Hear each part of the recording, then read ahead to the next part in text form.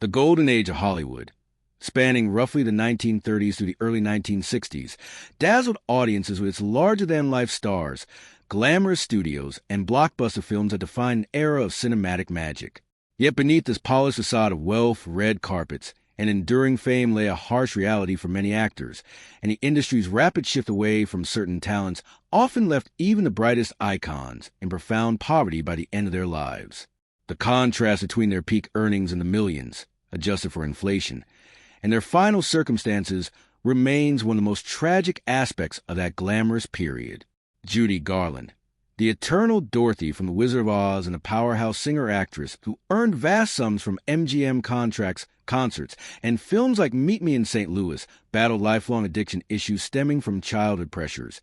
including being fed amphetamines and diet pills by the studio to maintain her weight and energy.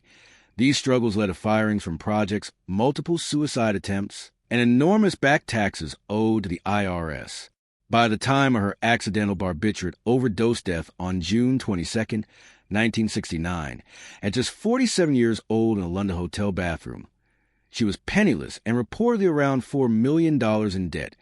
equivalent to tens of millions today, with her estate nearly worthless after years of mismanagement, embezzlement by handlers, including agents and ex-husband Sidney Luft, and exploitation that drained her fortunes despite her legendary talent and sold-out performances right up to the end. Veronica Lake, the sultry noir femme fatale famous for her signature peekaboo hairstyle in classics like Sullivan's Travels and This Gun for Hire,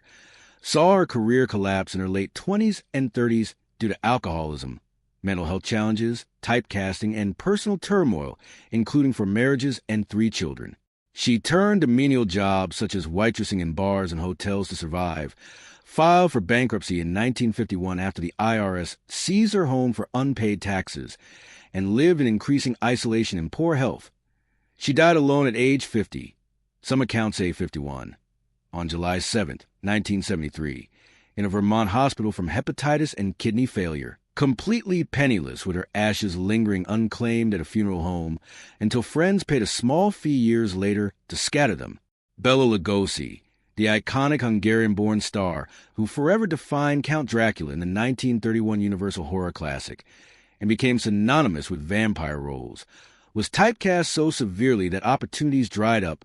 compounded by a 2-decade morphine addiction that began after a leg injury and worsened his finances through costly habits and poor choices. In his final years, he lived in extreme poverty in Los Angeles, reduced to appearing in low-budget ed with films like Plan 9 from Outer Space as parodies of his own famous character.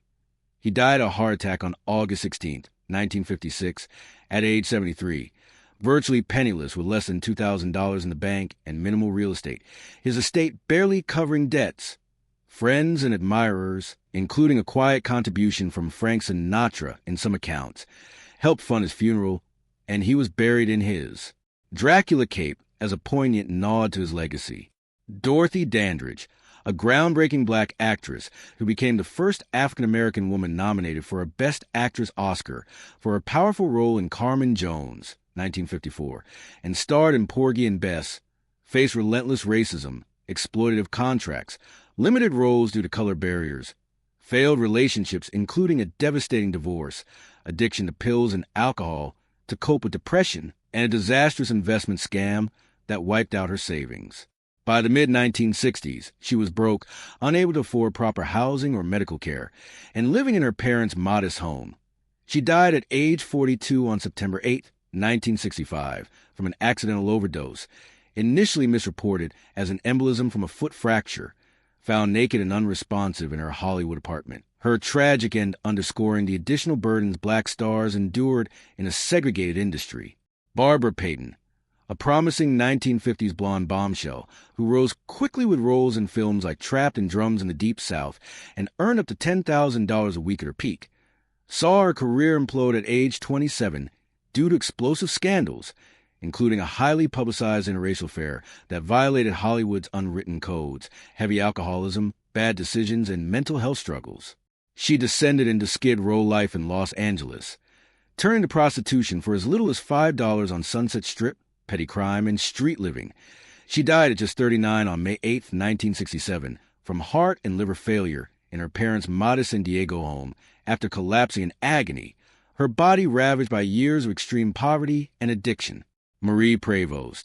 a prolific silent talkie-era comedienne who appeared in over 120 films, including Ernst Lubitsch's The Marriage Circle, and was a major star in the 1920s, lost her footing during the Great Depression, compounded by weight gain, fading popularity, and severe alcoholism that led to isolation in a dilapidated apartment. She died on January 21st, 1937, at age 38 or 40 in some records, from acute and chronic alcoholism combined with malnutrition and heart failure.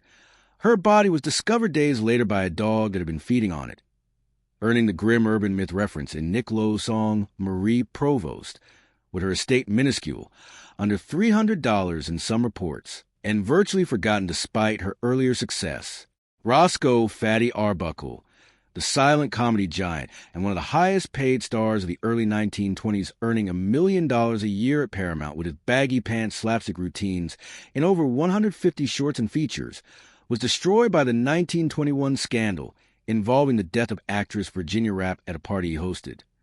Though acquitted after 3 grueling trials, the first 2 ending in hung juries, the public backlash, yellow journalism, and Hollywood's self-imposed ban blacklisted him, forcing him to sell his mansion, cars, and assets to cover over $700,000 in legal fees, equivalent to millions today. He struggled with bit parts under pseudonyms, health issues, and bitterness over the injustice. He died in his sleep of a heart attack on June 29, 1933, at age 46 in New York City, reportedly on the very day he signed a comeback contract with Warner Brothers, still deeply in debt with minimal assets remaining. Other stars like Errol Flynn, lavish spending, legal woes, and debts despite swashbuckler millions, Frances Farmer, institutionalization, mental health battles, and poverty after blacklisting, and Jean Tierney, enormous medical costs for her daughter's care amid personal struggles, faced similar heartbreaking declines. These poignant tales reveal the precarious underbelly of the golden age. Fame could vanish overnight, leaving behind shattered lives where once wealthy icons ended in isolation, dead in obscurity, a sobering reminder that Hollywood's glitter often masked profound human vulnerability and systemic flaws that offered little protection to its brightest lights once their star dimmed.